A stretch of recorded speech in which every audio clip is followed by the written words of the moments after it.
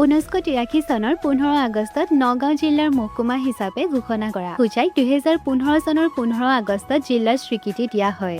জিলাখনৰ মাটিকালি হৈছে 1686 বৰ্গ কিলোমিটাৰ, আনহাতে RTO কোড AS31। জিলাখনৰ পূবে কাৰ্বি আংলং, পশ্চিমে ৱেষ্ট কাৰ্বি আংলং, উত্তৰে নগাঁও জিলা আৰু দক্ষিণে ডিমা হাছাও আছে। হোজাই আগৰ কাঠৰ তেল নিষ্কাশন আৰু বাণিজ্যৰ বাবে এক গুৰুত্বপূৰ্ণ কেন্দ্ৰ হিচাপে বিখ্যাত। লগতে কৃষি আৰু আচবাব নিৰ্মাণ আৰু চেমিল আদি ক্ষুদ্ৰ উদ্যোগৰ ওপৰত ভিত্তি কৰি বৈচিত্ৰ্যময় অৰ্থনীতিৰ বাবে জনাজাত। জিলাখনৰ প্ৰধান ঠাইসমূহ হৈছে যমুনামুখ, হোজাই, ডবকা, কিলবাগান, লংকা, লামডিং আদি। জিলাখনৰ শিক্ষা অনুষ্ঠানসমূহ হৈছে Rabindranath Tagore university, Hojai college, Ajmal college of arts, Markaz academy, Hojai public school, Sankardev junior college আদি। আনহাতে জিলাখনৰ লিটাৰেচি ৰেট হৈছে 90.66%। জিলাখনৰ হিষ্টৰিকেল চাইটসমূহ হৈছে নানাট আৰ্কিঅলজিকেল চাইট, আকাশীগংগা আৰ্কিঅলজিকেল চাইট, ৰাজবাৰী আদি। তেন্তে হোজাই নামটো কেনেকৈ উৎপত্তি হ'ল কমেণ্টত জনাবাচোন। তেন্তে আজি কি শিকিলা?